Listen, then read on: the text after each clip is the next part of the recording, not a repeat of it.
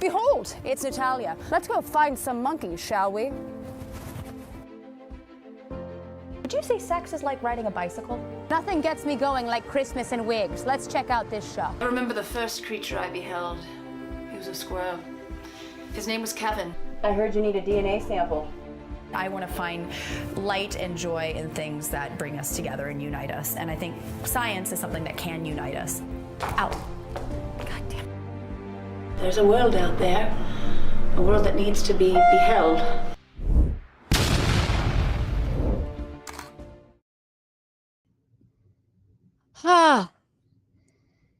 Can you see me? Am I back on? I can't see myself on here, but I think I'm seen. Peter, am I seen?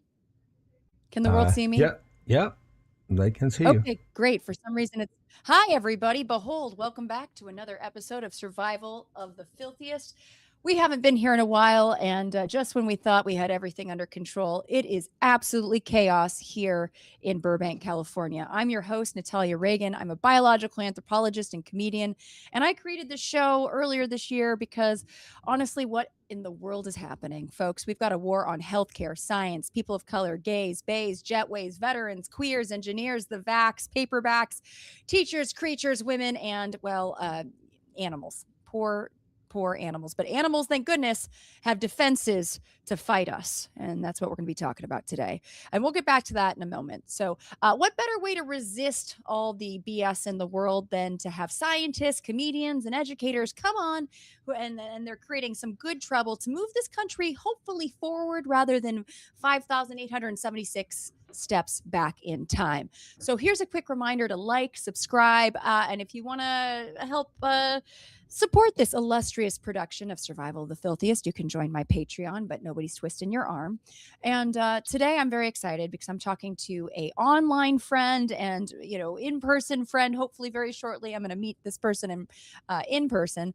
And he's a super cool mammologist that studies animal defenses. But I'm going to show you a couple little things, if I may, about animal defenses. Let me see if this is going to show up.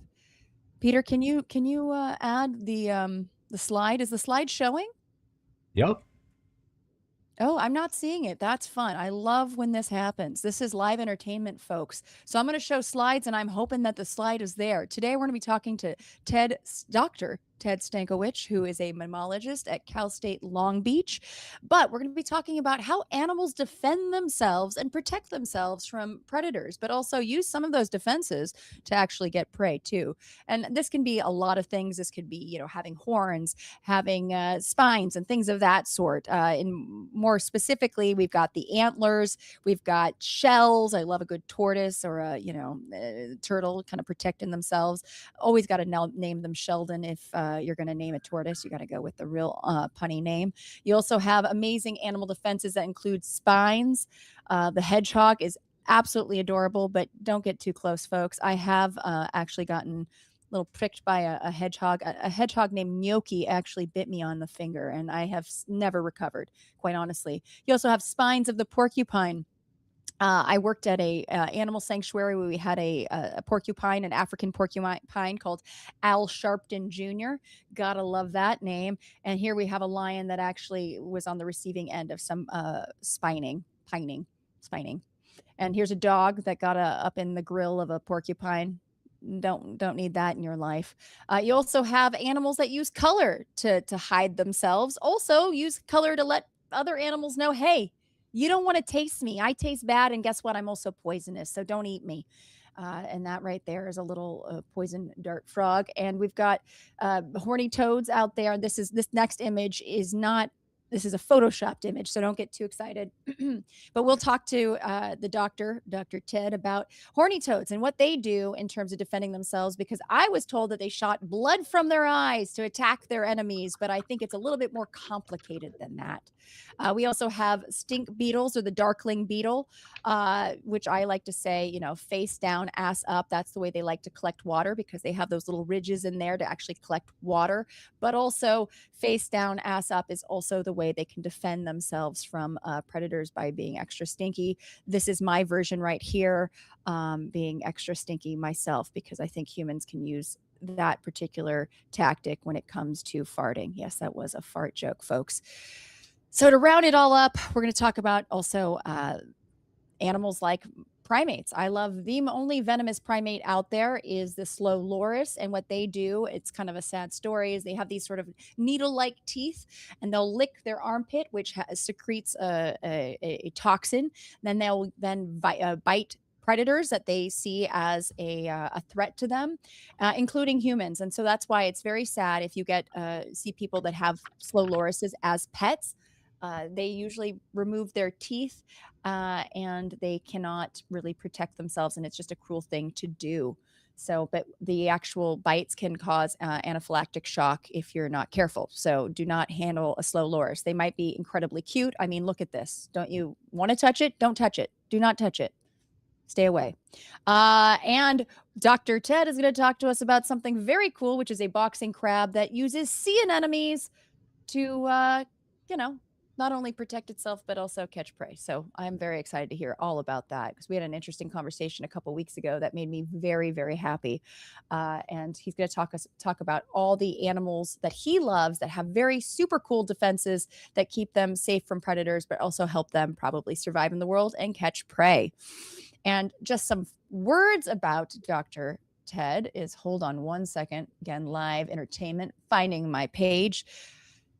Dr. Ted Stankowich is a Ph.D. and professor in the Department of Biological Sciences at Cal State University, Long Beach. His research interests include the evolution, ecology, and behavior of predator-prey interactions, and the broad range of taxa, including carnivores, ungulates, rodents, and spiders. Stankowich teaches a variety of courses, including evolution, mammalogy, ecology, and behavioral ecology. Stankowich holds a doctorate in animal behavior from the University of California, Davis, go Davis, and Bachelor of Arts degree in biological sciences from Cornell University. He was also awarded the Darwin Postdoctoral Fellow at the University of Massachusetts Amherst. I am so excited to be talking to him on the internet. Folks, please give a warm welcome to Dr. Ted Stankowich. Welcome, Ted. How are you doing? Hello, I'm doing well. How are you doing? I'm doing great. And thank you so much for your patience today. It was a little bit of a rocky start, but I'm so happy to have you here. It's all right. Good to be here. Great. So I love hearing how people get into what they get into. What inspired you to become a biologist, an ecologist, an expert in animal defenses? What's your story?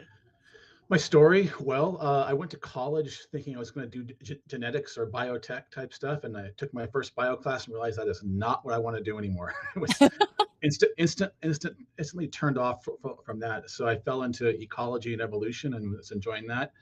Worked in a lab on some sharks, on how sharks move with their pectoral fins. Oh, wow. And then I went back to school and took a class in animal behavior and fell in love with it. So instant love the idea of explaining how and why animals behave the way they do. And then I started working in a lab on naked mole rats, everyone's favorite subterranean rodent from Africa. I did my honors thesis on how mothers shove their pups after they're born. And then some little parental abuse there, and then went off to grad school and then scared deer for 6 years as a PhD student. So I sort of got more into mammals and more into anti-predator defenses and behavior, and then more into sort of coloration and armor and stinky sprays and spines, and it's been just a sprint ever since to learn as much as I can about how these animals defend themselves in all sorts of cool ways. I have so many questions. I swear to God that nothing like that intro is good. Like I wish I had, it's kind of like that meme with the woman with all the numbers over my head. All the questions just keep popping up. First question: what sharks were you studying? These were leopard sharks. This is at UC Irvine. I was a young college student that had just finished my sophomore year and went off and played with some sharks in a flow tank, and they were looking at how their pectoral fins like moved the water and around them, and a lot of biomechanic type stuff. And we played with eels in a kiddie pool with some kitty litter to see how eels use their muscles to move around. And I was just helping out. I was just the grunt labor as a young 20-year-old, and so it was a fun summer, and then went back to school and started to learn my own stuff. Oh my goodness! I actually went to UC Irvine for 1 year back in the 90s, but unfortunately our paths would never have crossed because I was a theater student wanting to be a bio student though. I would have been jealous. So wait, hold up, just real quickly, the eels and the kitty litter, help me out here. So these eels are just like kind of foisted into the... I mean, this was now like probably 27 years ago. So the details are hazy. My recollection is they had electrodes along the lateral muscles of the animal, and they were interested in how they were using their muscles to undulate, back and forth, and use those muscles. So he was tossing them into this kiddie pool with sand. I mean, it was like pebbles or I remember it being litter though, and it was. They would flop around, and that would induce them to sort of flop around a little bit and use those muscles. And he got readings, which then he went off and did stuff with. I have I wasn't involved with that, but I remember it being this really gross mess of sticky kitty litter all over our hands, trying to wrangle this eel into the tub. I love this because this is one of the things I talk about a lot on the show, is just the filthy things that scientists will do to get their data. Gross stuff. Right? Eels are gnarly. Lots of different gross stories. Yeah. Oh my gosh. Well, okay. And then you move on and you scared deer for your grad school work. Yep. What did the deer do to deserve this? What was your best scare tactic for the deer? So there were one study, I was physically approaching them myself, either walking or jogging, or sometimes holding a fake gun up to see how they chose when to flee. So what about my behavior influenced their decision of when to flee? So what aspect of me was deemed most risky? So that was one aspect of the study, was looking at their escape decisions and their risk assessment processes. The other more fun story is I had created these life-size two-dimensional pop-up predator models of a mountain lion, a leopard, a tiger, and a deer. And I would be behind a bush, and I would pop up these models over a bush, and with the deer maybe 20 meters away, and with the idea of looking at how they recognize predators. Yeah. Mountain lion is a current predator out there. 600,000 years ago, they would have seen spotted cats. So the leopard was like a historical type predator. It really was a jaguar, but I had a leopard picture. And a tiger would be totally novel. They would have never seen a striped predator before. And the female deer was a control. And so we're looking at how they recognized those different models differently and how they responded differently. And so the long story short, the tiger was the same. Mountain lion was the strongest response, which makes sense. The tiger was about the same, because vertical stripes don't camouflage them out there. Whereas the spots had regained their camouflaging ability after 600,000 years, and they didn't respond much to the spotted cat. Really? Okay. And interestingly, I had on a few occasions that the male deer were very interested in my female deer model, and I had to sort of, I got approached and had to abort my trials to avoid any sort of physical encounter. But it was a fun, interesting experience, though, to be out there. I was the weird guy laying in the grass with camouflage with a predator model. Oh my God! Station, so. And hot deer, a nice little doe just hot hanging out. Wow. Deer.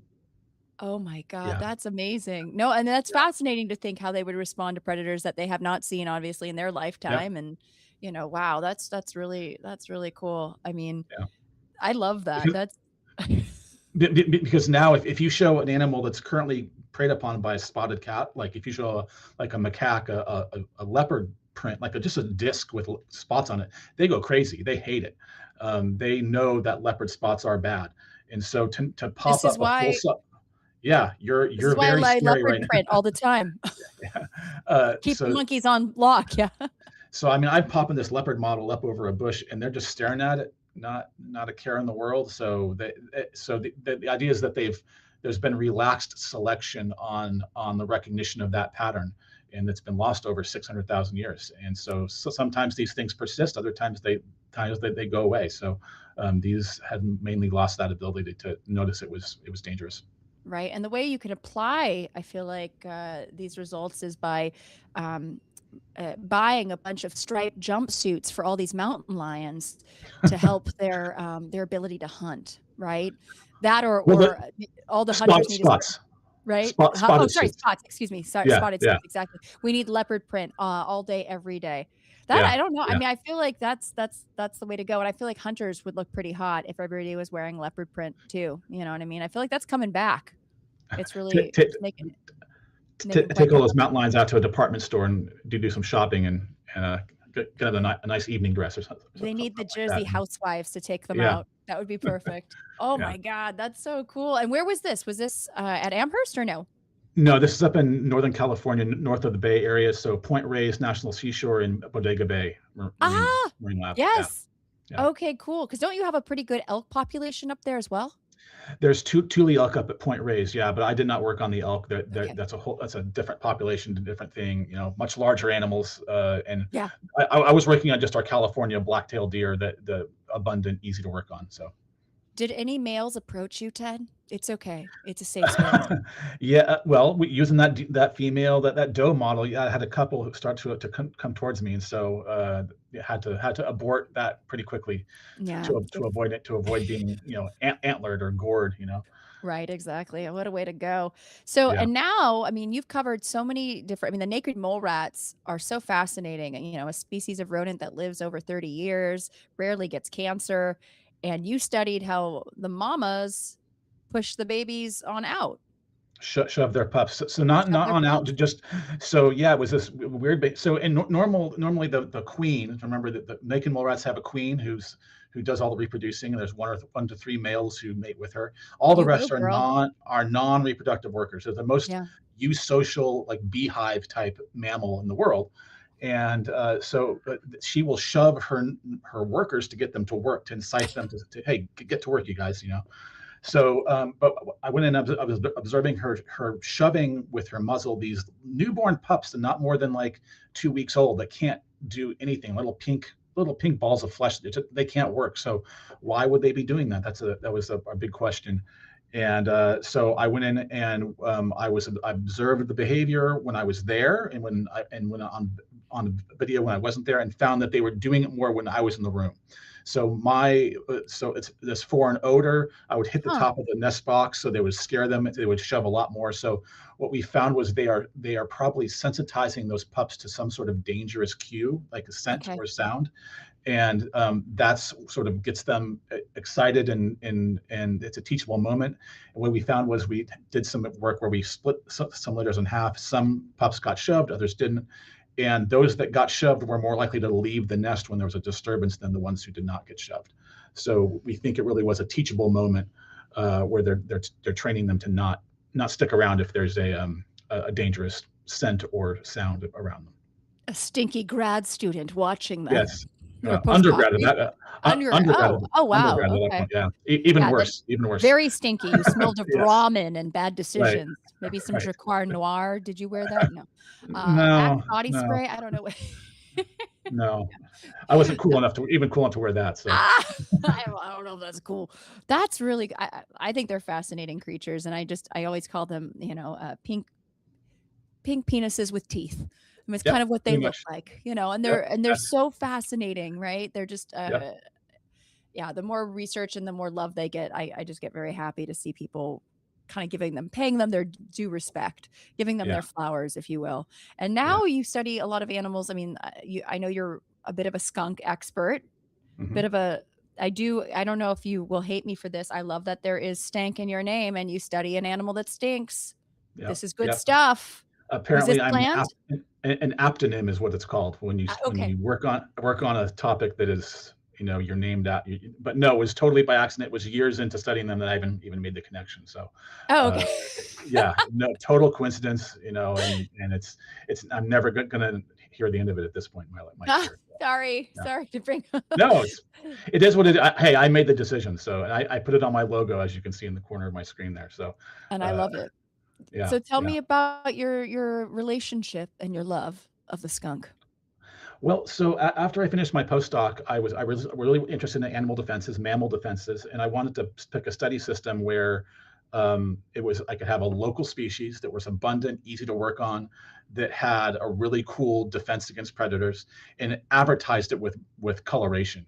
and a skunk was just the perfect logical choice of that. And the bonus was nobody works on skunks. It's very rare to have anyone do any sort of skunk research. I don't know why. I know. Yeah. Yeah. Turns out skunks are just truly awesome animals. They don't mess with you if you don't mess with them. I ended up doing trapping, live trapping for about 6 years in the field. Trapped 150 plus animals, and got to hold them and mess, collect samples of oil and fur and measurements, and got to put punk rock dye marks on their stripes to tell them apart. And we did observations at night. We would go out at night and do behavioral observations at night. They're just the coolest animals ever, and they're just a little hard to work on because of the hours. But so I worked on them for about 6 years, and still have students who are interested in the questions of skunks and coyotes and predators and prey and how they interact. And so we've done behavioral work with how coyotes learn about skunk spray, and we've created robotic spraying models to spray coyotes in the face with skunk oil to learn about that. So we're really exploring that sort of defended prey predator learning interaction over the course of time, and it's been a really great sort of field system to work in. Now, can you talk a little bit about the mechanism of the stinking, of the spraying, and how that works, and what exactly makes up this stinky oil? Sure. So one of the big misconception is skunks don't stink. When they're on my table asleep, I've captured them. No odor whatsoever. Smells like any cat or dog. Just any sort of normal mammal. So they don't get the stuff on themselves at all. And but what they have so your dog and cat have two little anal glands inside of their anus. I'm familiar. And so they're about the size of lima beans. And you might have to have them expressed at the vet, or they might drag them on the ground to get the stink out. And normally these are for signaling. They will mark their territory with these anal glands. But skunks have co-opted this trait, and now they have golf ball or racquetball size anal glands on the sides. And they're big. You can feel them through the body wall. Wow. And so what happens is each of those anal glands has a little nozzle, little papilla. It enters into the rectum, and then when they want to fire it, they push those out of the anus and go and fire them out like little spray guns. And it's a really it's like a little squirt gun. And so they fire this yellowy golden liquid out right at the face of a predator if it can. And they will spray the face, and it burns and it stings, and it's not a pleasant experience for a mammal. So we were able to collect that while they were asleep, analyze it chemically, and the most predominant molecule in there are thiols, which are sulfur-based molecules that stink really, really bad. It's kind of like what makes rotten eggs smell bad. It's sort of like the same thing. Excuse me. And then we are able to quantify that. So yeah, it's a really interesting system, and they don't want to spray you. That's the other thing is you can harass an animal, and it will do everything it can to tell you to stay away. But unless you really go after it, only then will it try to spray you. One wants to hold on to that as long as it can without spraying you. Wow. Yeah. So it's really cool stuff. Imagine, it smells bad to us, but imagine if you're a dog or a cat whose sense of smell is much stronger than ours. Right. It would be 10 times worse to get that sprayed in the face with that. So and the other misconception about skunk spray is that tomato juice gets it out. The tomato juice does nothing. Got it. It's a myth. Essentially all it does is make you smell tomato juice. So you smell like soup and skunk. Skunk. Yes. Okay, that's hot. Yeah. So what you want to do actually is there's a recipe of peroxide, baking soda, and liquid dish soap that you can mix up, and what it does is it oxidizes those molecules into something that does not stink. And so if you don't use water, just use that, and within a washing or two of your animal, it will go away. And having been sprayed on the hand one time, it worked on my hand, and it went away instantly. So it did. Oh wow! It works really well. Yeah. And what Bleach will work as well bleach? on your house, but not on your animal. Don't put bleach Then on you'll your just smell like skunk and bleach. No, Yeah, yeah. don't use bleach on your skin or on your animal. You On can your use them dog. Oh God, no, no, no. Yeah, that's not the way yeah, to go. Oh yeah. wow. And how far can they spray? I'm going to say probably a good 10 feet Okay. ballpark, but usually it's much closer than that when they're actually spraying, because it's usually a much more up close encounter when a spraying occurs. Right. And now I live in Burbank, California, and I grew up Yeah. in North Hills, Northridge, and I see my skunks in my yard all the time here, and my mom's house in Northridge in the San Fernando Valley outside of Los Angeles. Where did you do a lot of your trappings? Was this here in the local Southern California area? Yeah, it was up in San Dimas, Yeah. where there's a water park called Raging Waters, Oh yeah. right next to a reservoir, Pudding Stone Reservoir. So there's a park around this reservoir, and turns out that place is just teeming with skunks at night. It is skunk heaven out there. You might see 10 Okay. skunks in the course of an hour and a half after dark. So we found the skunk nirvana for It's like researchers. Yeah, Stinkapalooza or something like that. yeah, What is that? That is fantastic. Oh my God. yeah. It's Oh, wait, pretty hold crazy. on real quick. I've got someone from the YouTube. We got Oak Milk Mo Hi. Natalia, I saw you give a talk at New Paltz. You were oh, thank you so much.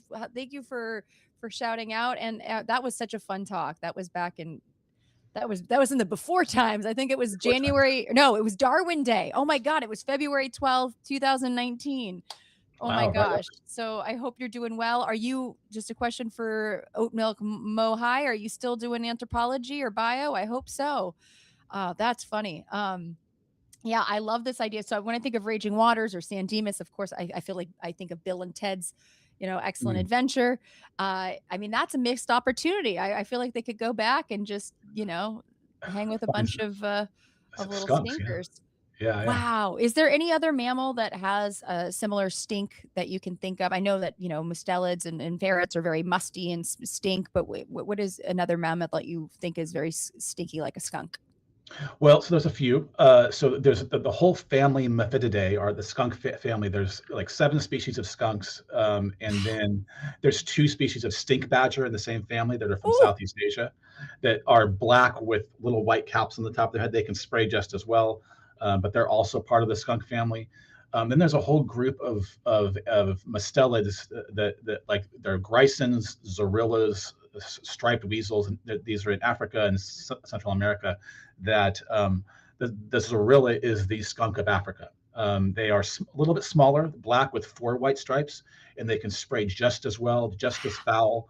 But the chemical is a totally different ringed structure, a huh. molecule than what skunks have. So it smells a little bit different, but they do the exact same thing. So it's evolved twice, to the point that when Europeans came over to the Americas, they named the American skunk the Zorillo, thinking Oh, it was the same thing as what they saw in Africa, the Zorilla.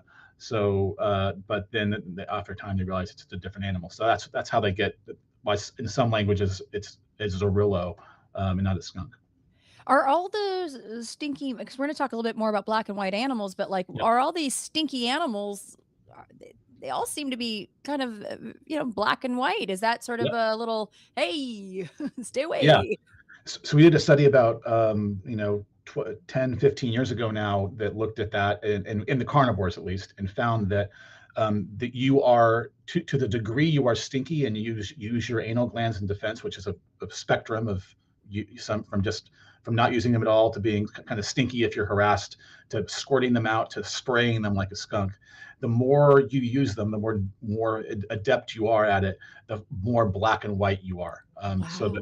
the signal gets stronger the more adept you are at using those anal glands.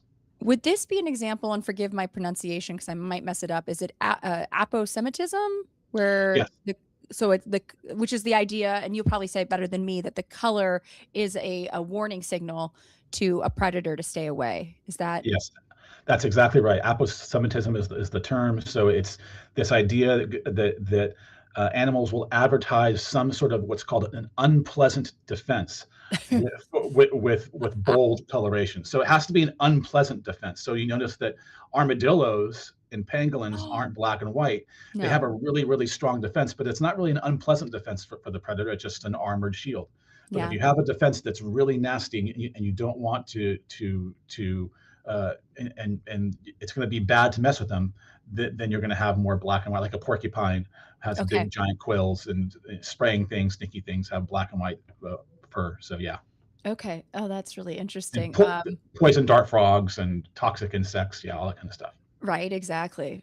Yeah, no, I love that sort of like that display of the warning, or Yeah. even butterflies that are, you Mhm. got the viceroy being the false monarch. Yeah. But yeah, Yeah. real quickly, we have my unfinished song number 2. Gonna go for it. Hail Natalia and Dr. Stankowich, and hail skunks. Yeah, we love the skunks, and thank you so much for always supporting and being part of the show. Yeah, I also was reading about you talking about other animals that have that are black and white, say zebras or pandas. Do you want to talk a little bit about what's black and white and is good at defending themselves against animals or Sure, predators? sure. We've done a lot of work on just black and white coloration in mammals in general, and my collaborator Tim Caro and I have sort of have done a lot of work on the different types of mammals. And so 2 of the ones we've looked at are zebras and giant pandas. And essentially the zebra one was the first big one to hit, where we looked at how why do zebras have stripes? And we did a study of all the different species and subspecies of zebra, looking at how strongly striped that they are, a bunch of different hypotheses about camouflage and group recognition and temperature control. But the one that best explained stripes in zebras was the presence of really bad biting flies. So to banded flies that are around a lot of the year, you find the strongest stripes in species that get hit the hardest with those flies. And that those flies can suck your blood. They can pass on diseases, and so zebras have stripes to avoid biting flies. That doesn't mean that other things don't work as well. I mean, there's probably some camouflage effects, some confusion effects in there too. But subsequent experiments have shown, not by me but by other researchers, that flies have it messes with their visual systems. That they have a hard time landing on black and white furry surfaces. They sort of get mixed up and they bounce right off. Yeah, and so and that got a lot of attention, and even got us a feature on SNL's Weekend Update the week it came out. So that was my big amazing moment of being our research seen by all of America. So you were featured. Your research was featured on SNL. They made a joke about it, yeah. So, but it wasn't even a bad joke. It was it was a lame joke, but not at our expense. So, Are there a lot of angry zebras? No, it was, the headline was like, turns out zebras have stripes to avoid being bitten by flies, and not as I had been taught that because they just escaped from horse jail. That was the joke. So, but hey, I'll take it. It made it on Weekend Update. It's got read, and I was actually watching that episode when it came out live. You were just like watching it, not even thinking anything of it. I love that, and I love the idea of horse jail. Yeah. Was that a Colin Jost, Michael Shea episode too? This was back. Cicely Strong was the one who did that. So this was well before the current regime was in there. So this was like 2014, 15, so around then is when this paper came out. And then once we tackled that, we did pandas. We had to look at why pandas. Tell me about pandas, because these guys, we just were talking about how they're such bad. They're just bad at being bears. They eat bamboo. They're just not what great is that? bears. Yeah, they're not proper bears. They don't eat the right things. They don't have the proper sexy time. They're not very good at that. I don't know. I don't know. But everyone wants to know why they're black and white. They're so unusual. So we did another big sort of evolutionary study, and to explore this, we had to we couldn't say what do things that have panda coloration have in common, because the pandas are the only ones that have that coloration pattern. Right. So we had to break it down and say, why do carnivores have dark or black legs? Why do carnivores have light or white bodies? What sort of things influence those traits? And then put the puzzle back together and come up with it. And sort of what we found was that carnivores with darker black legs tend to be found in shadier environments. Those that have white or light bodies live in snowier environments. And so pandas are one of the few bears that don't hibernate, and so they have to be active year round, and they will so in snow and in the shady forest in the summertime. So we think that the black and white coloration is a camouflage pattern that sort of it disrupts their body pattern in a shady forest in the snow and in the shade. So that was our story. The ears are a sign of ferocity. Eyes are a individual recognition pattern. Okay. But the black and white overall is probably for camouflage in their environment. Oh, that's fascinating. And what predators would it be things like tigers or Historically, no their range leopards, was or- much bigger. Yeah, okay. So I was gonna say, Tigers, dholes. There were some other large predators in that region back then, and but there's not much now that will do it. So I like to think they're trying to be like, creepy and sneaky when they're trying to like hide from the bamboo to get it because they are just so slow and bad at being bears. Bad at being bears. Bad at being nothing Pandas. is nothing is sneaky about a giant panda in my opinion. They're just there in your face and just rolling around the ground. I know. I just feel like Falling out of they're trees. just, yeah, like they the fact they have to work to get them to mate is just like, okay, should we give up? No, I guess not, No, but they're no. just such funny creatures. I'm trying to think, yeah, because I was just thinking about there are some really a lot of animals that are these stark contrast, black and white. You got orcas, you got penguins, things of that sort, which I think is fascinating. Looking at all that. And one of the things I did not mention in my setup, but I absolutely love and adore, and I think we touched on this when we talked a couple weeks ago, are the animals with armor, like armadillos. And I know that you love the pangolin. Can you talk a little bit? I fell in love with a 6-banded armadillo named Frank the Tank, to be honest, and it was at a sanctuary. And I love him so much and I miss him dearly. And I want to know more about his armor. If you can, I know there's the 9-banded, the 6-banded, does that mean how many people they killed? And, or is there something that else I should know? So armadillos and penguins are really cool. They're the two armored mammals, totally separately evolved. They are different types of armor. Pangolins are the world's most trafficked mammal. Their scales are in some cultures thought to have medicinal properties, but in fact they are just the same thing as your fingernail. They're just keratin. They're just modified hairs. So there's nothing there that's special. But they are hunted and trafficked and moved around all over the world. So they are all highly endangered. But penguins are super cool in that there's some big ground species. There's some more tree dwelling species, but they can roll up into this impregnable ball that they just can't you just can't get into. The scales are really, really tough and hard, and even the tails on the edge of the tails, the margins have almost like a saw blade type effect where they can whip that tail around and cut a predator if they get it right. They eat termites and ants. They are voracious termite eaters. Super cool animals though, and one day my sort of my bucket list animal to work on would be go do some work on pangolins in the wild one day on a sabbatical. So I got to work on echidnas, about 6 years ago, my last one, and that was fun. And so pangolins are sort of in the future. Would love to get an opportunity to work with them too. But armadillos have a different armor altogether. They have what are called osteoderms. Those are bony little scales with skin around them, and so those are harder. Only one armadillo can actually roll into a ball completely. That's the 3-banded armadillo can actually roll into a tiny little ball. The rest of them can sort of crouch down and hunker down, and dig in, but they can't roll into a ball. They have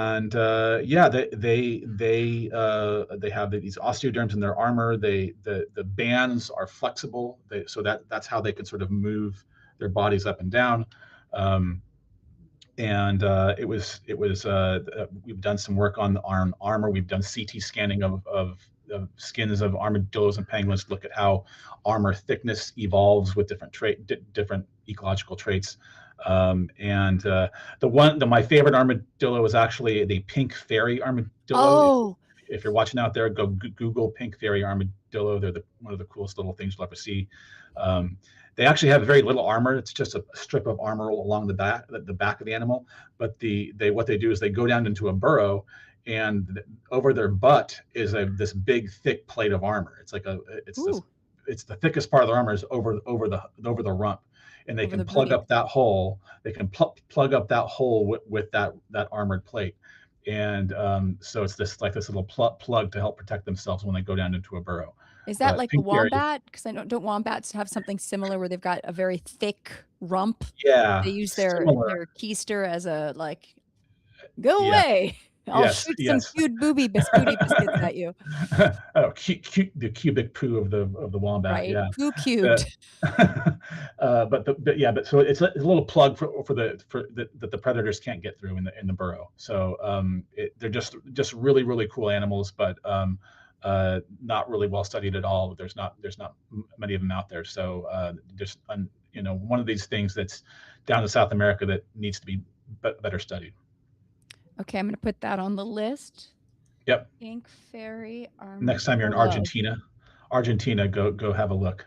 My boyfriend was born in Argentina, so quite possibly. Let's, honey, if he's watching, let's go find some pink fairy armadillos. Right. That's amazing. Now, I love. We talked about this briefly too. That's my stomach. If you heard that, I don't know. Hopefully the mic didn't pick that up. That was loud. Armadillos make you hungry? No, because oh God, what do they carry? Oh, what is it? Leprosy.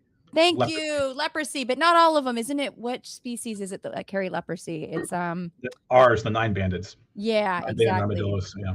Because Frank wasn't sick, so I felt safe around. Yeah. Because I had to pick him up at one point, and I will say this, the armor very rigid, hard. His skin soft and supple. He was gentle. He was beautiful. But those digging claws are no joke. Oh my goodness, the way they can dig. But I love echidnas. We talked about this a couple weeks ago because echidnas, I mean, I'm going to say the fact that you probably won't say because you're a classy dude. Echidnas have a 4-headed penis. For the folks at home. If you want to Google that, go ahead. If you don't, that's fine too. But I want to talk to Dr. Ted about his work with echidnas that I think had nothing to do with that, but more to do with their spiny little skin. And they are the egg-laying mammals, right? So part of the monotremes. Talk to me about your echidna research. So I had a sabbatical and I was able to go down to Australia outside of Perth. And I got to go and do some field work where I was all by myself in a truck, just driving around looking for echidnas, looking at how their spine, how spiny they are, how defensive that they are, might be correlated with their escape decisions and their escape speeds and their digging decisions. So I was looking at multiple different aspects of their escape and defensive behavior. And so we're still working on the analyses for these right now, actually. But essentially, what you can do is go and you're driving out in the bush and you see a little echidna walking along the ground, park the car, hop out of the truck, walk right up to it with some other gloves and pick it right up. It's the easiest animal in the world to capture. They are so cool. And they roll into a ball. They will try to flex their muscles in their back to jab their spines into you. That's not a nice thing, but it's fine. If you're wearing thick gloves, you're fine. You're good. Okay. You're good. Yeah. Occasionally you get a little tip that goes through the glove, but it's not bad. And yeah, so I was sort of looking at their escape behaviors, measuring how thick and dense their spines were, looking at how fast they would run or walk on the road, and then I would put them back out in the world, and based on how I put them back out there, whether it's a bare ground or a big tree next to them, how long it would take them to open back up and either dig down or run away or whatever. So we're doing work like that to look at escape responses and defenses. And we're also working on a big study of their spine evolution among the subspecies, regional differences in spines. And we've done a lot of museum work. I have a student working on the analyses right now, looking at how the spines differ across the subspecies, across the range, and what might be influencing that. So a lot of active research on those things right now in my lab. That's really cool. It sounds like they have a very terrible escape response, just given the fact that they just let you pick them. There are no there's not a lot of predators out there for them. So Yeah. they don't need to have be that elaborate. But Are there essentially, dingoes in the area? I mean, like, what would be there are. okay, But the spines would deter a dingo though, right? unless they got them flipped over and pulled apart. But I'll tell you though, if you put those things like at the base of a tree or under a log, and Mhm. they dig down, they're almost impossible to get out of there with your hands. They are Really? so strong, and they will hang on to anything that they can and pull themselves into the dirt and bury themselves. And they're really, really hard to extract. Only if they're like an open ground can you just sort of pick them right up.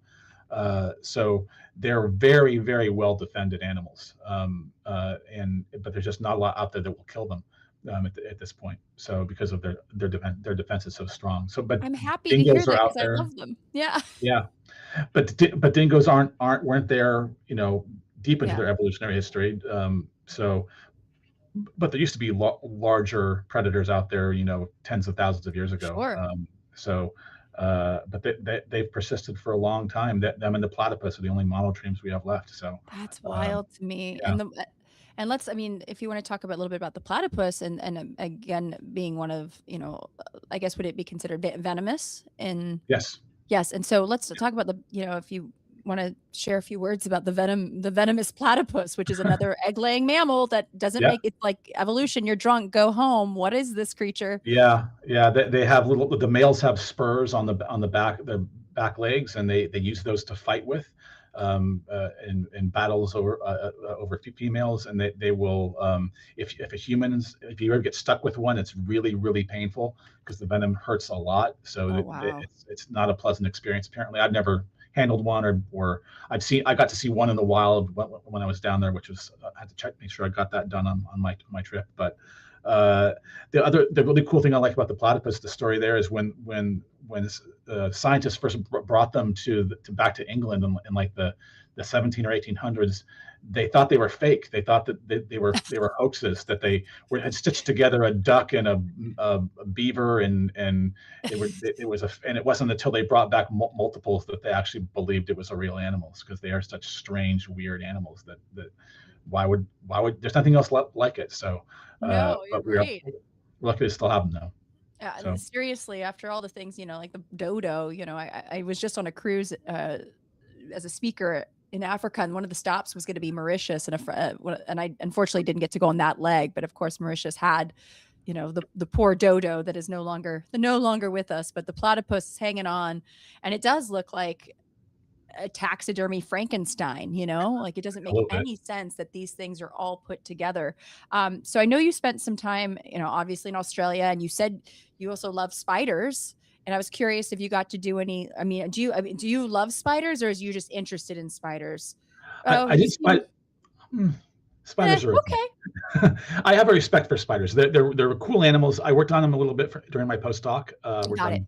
on some jumping spiders, and published a paper on spider escape behavior as well. And they're cool animals. I tried it out for a few years, and then just went back to mammals. Mammals where the heart was. Mammals are the So, jam. yeah, but spiders are cool. They're very diverse. Got good defenses. People are scared of them, and I'm over the years have been slowly getting over my arachnophobia, but to the point where I will try to move spiders in the house out instead of Oh, killing them when I can. Like I'll pick them up with my hands, but I usually leave them alone in the wild. I don't want to mess with them all that oh much. God, in Australia, I would be, there Yeah, are a lot of Australians on that cruise, and I got told some stories about like the funnel spider. Oh my God, some yeah. really interesting, terrifying. Everything there wants to kill you, but apparently not It's it's everything. weird. It's weird. So when I was on that trip, I was doing some work at night looking for the echidnas, and I'm wandering around in the pitch black at night by myself, Mhm. and I feel like I should be afraid because I'm used to having like, oh, there could be mountain lions out there, or dangerous predators, but there's nothing out there that's going to kill you at night. That's out hunting you. Just don't stick your hands in anything. Don't stick your hands inside trees or in leaves, and that's where the spiders and snakes are. So Wow. it was just very, as a North American, to be out. It was a strange feeling, like I should be afraid, but I'm not in any danger. I just can't. It was just an odd sort of a feeling that where I'm used to being Yeah. on edge, had to learn to not be.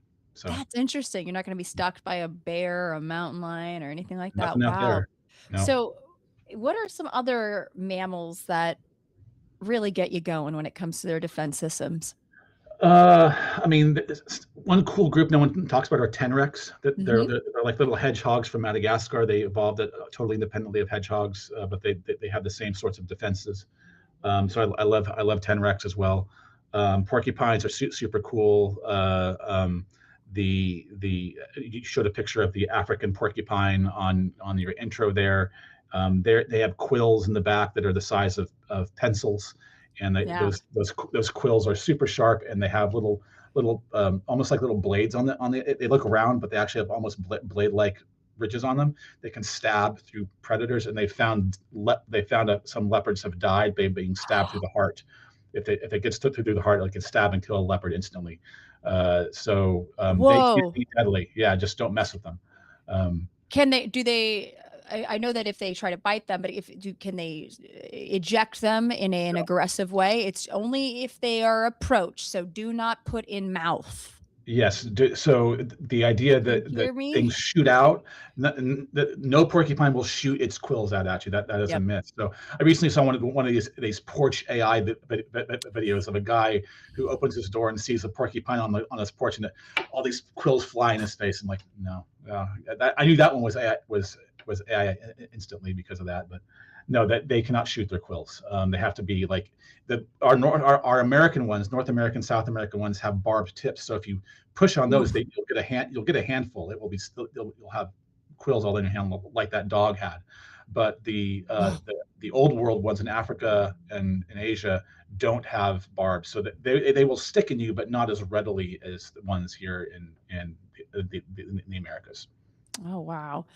God, yeah, I keep a distance. Like I said, I worked with a couple African porcupines at an animal sanctuary, and it was kind of cute because they would let them out to run around, kind of, and we'd all, it was just like everybody would just sort of we'd all kind of just take turns scooting around, to keep our distance, because I did not want to get too close to them, because those quills, they would come off and they were like much longer than a pet. I mean, they were so long. I couldn't believe.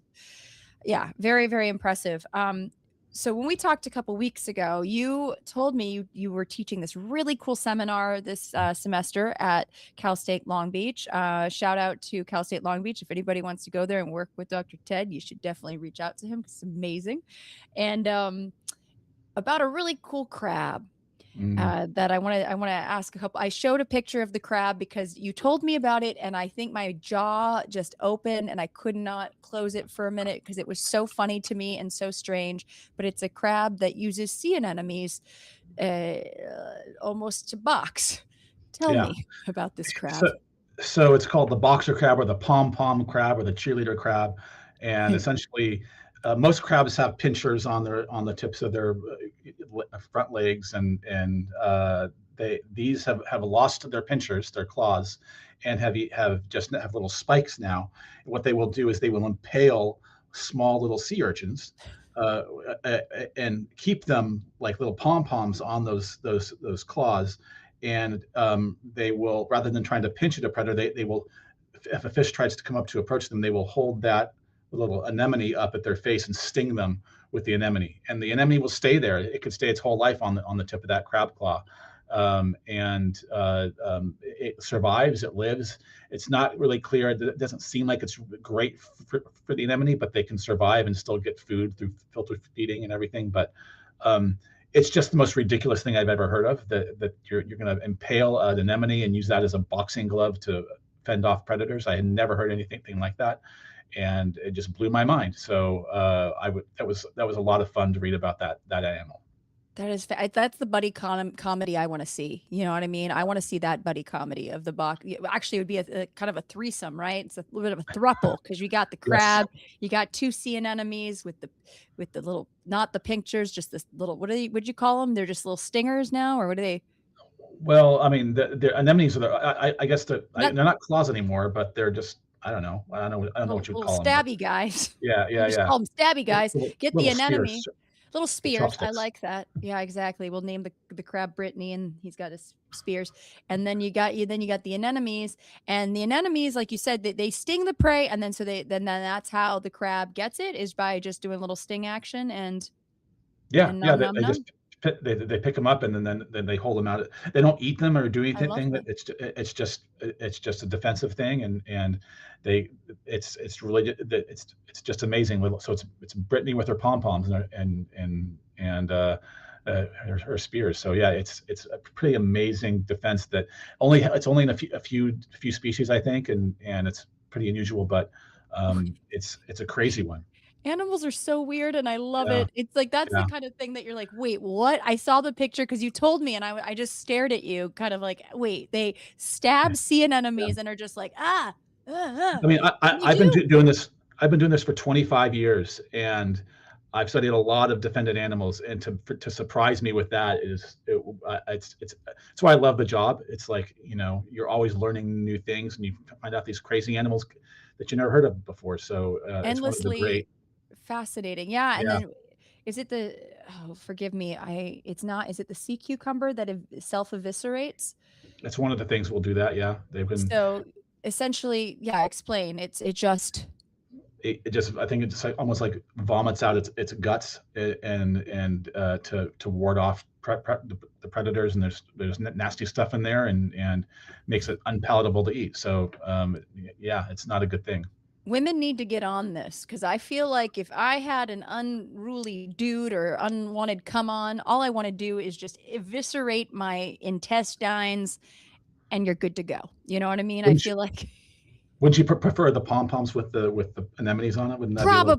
probably. It's less painful, because Yeah, yeah. yeah, what yeah, can you when they self-eviscerate, can they do that I more than once? Is that a one I and like a bee sting? Is that a one and done? I I don't know as I say, I don't know the ins and outs of it, but Hey. um, but I think that it does cause some long term issues, but Okay, I don't know the all the details of it though. So okay. yeah, it's not, it doesn't kill them, but it certainly certainly is an issue. Yeah, Yeah, I get to see, like, the email they're writing. "Sorry, I can't make the meeting. I yeah, have no insight. I'm yeah, dead on the inside." yeah. Um I feel I relate to that. Oh my goodness. I feel like I could talk to you for hours and hours and hours, but I also know that Likewise. you have a life that I want to let you get back to. And I apologize again for us having a little bit of a late start. Sure. But it's been such a joy talking to you. And Same I here. real quickly, just we kind of touched on it, but what is the filthiest thing you've done in the name of science? Oh, um, well, I've been sprayed by a skunk. That was pretty gross. Yeah. But then, I mean, the nastiest thing I've ever smelled was I once had. So we do a lot of specimen preparation here, and I've done a lot of skinning and cleaning of bones, and I once had to skin and clean a necrotic moose head that had been in a freezer for 15 years, Oh, and that was probably the most foul thing I've ever smelled in my life. I've helped do a necropsy on a whale that was pretty foul smelling as well. So it's usually it takes a lot to I can take a lot in terms of bad odors, but those two were really really bad. whoa. So those would be ranking up there in terms of gross smells. Rank I've is the operative word, isn't it? Yeah, I've had Yeah. to. I've when preparing a mountain lion, I had to rip the head off a mountain lion. That was pretty gross. Um, uh, Whoa. so yeah, so I've had to do some gross things, but it's all in terms of studying the animals, and it's an interesting career. You never know what any day's going to bring. I just walked downstairs to our teaching lab, and there's a couple students in our museum tech skinning and preparing a gerenuk skin, a whole body. That they're skinning it and pulling the muscles off. It's Just fun for the stuff folks at happening. home, what's a gerenuk? Gerenuk is a type of bovine, an antelope type of thing with a really long neck, has horns. It has a longer neck than you might imagine, but it's a really cool looking antelope type thing. and we got one from the San Diego Zoo. So, so we're preparing the skull and the bones and the skin for our collections, just like these guys behind me. I love that though. Are you one of those guys though that like I know my friend Todd Disotell is and my friend Tom Wake also are like roadkill collectors. You know what I mean? Like if they, like if anytime I see roadkill, I'm like, should I pick that up? I don't know. Do people get roadkill for you? They can, yeah. You're supposed to, here in California, you're supposed to have a permit for it.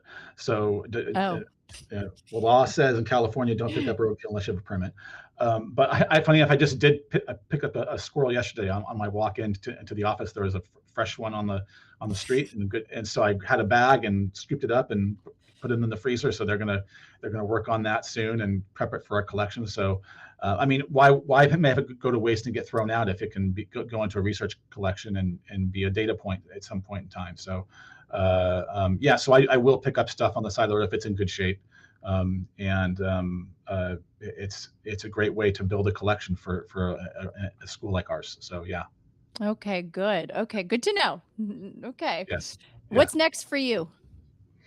Next for me, well, after the holidays, I'm on sabbatical, so I'm excited to be on sabbatical, and then I'm going to go to Italy to do some museum work and a conference on predator-prey interactions, and then I get to go and tour Italy for a couple of weeks and see some sites, and then working on the book on animal defenses is my next big project. So we'll be working hard writing over the next 8 months or so and trying to get a good draft of the book done. That's the next step. And we'll have to have you back on when you get that out there. Sell those books. Yeah, people need to buy it. And where can folks find you? I'm on Instagram at dr.tedstankowich. I'm on Blue Sky at something. We'll share it. Yeah, we'll share it. Blue Sky and Instagram are the two main ones. Also on X as well. At CSULB Mammolab. But yeah, the Instagram and Blue Sky are my two most frequently used social accounts. Awesome. And yes, and the doctor does post a lot of really cool, interesting things that I would highly recommend checking out, following what he's doing. I cannot wait for this book. It's going to be amazing. And I just want to thank you so much for being here. It's been so long since I've done a show. So let me just make sure I haven't forgotten anything specific to thank you for. Live entertainment, folks. This is what it is. Yeah. So thanks again to Dr. Ted Stankowich for being here, being an amazing mammologist, and all the work he's doing with animal defenses, putting the stank in animal defenses. Sorry, yeah. I'm gonna lean into that. Just use it. I mean, go for it, man. The rank and stank. So thank you so much, and thank you so much to my producer, Doctor. I always call him Doctor. That I think he's got an honorary doctorate at this point. Peter de Tucker in the Netherlands. Thank you so much, Peter, for all that you do. And here's a quick reminder that if you enjoyed this, please like, subscribe, comment, ask questions because I can get them back to Ted. And, again, endlessly fascinating human. So please send your questions. And if you want to support this elaborate production, you can join my Patreon. And next week is a little TBD. So tune back in for that. And I'm going to thank all my wonderful patrons that have helped make this happen, including, but not, there's probably more. Let's see. We've got Daniel Wynn, Claude Allen, Tom Skullbeard, Tori Yates Orr, Redding Maley, Dana Logan, Michael Z. Weinstock, David Leitner, James Hudspeth, Anthony Zana, Tom Berman, Jen Beverstock, Scott Froschauer, JSB, Jeff Cohen, Andrea Bloom, Jonathan Marks, Kelly Frazier, Michael Clanton, PJ Shapiro, and Kelly Dorr. Okay, folks, thank you so much for tuning in. And until next time, please stay filthy, stay safe, and happy holidays. Take care of yourselves.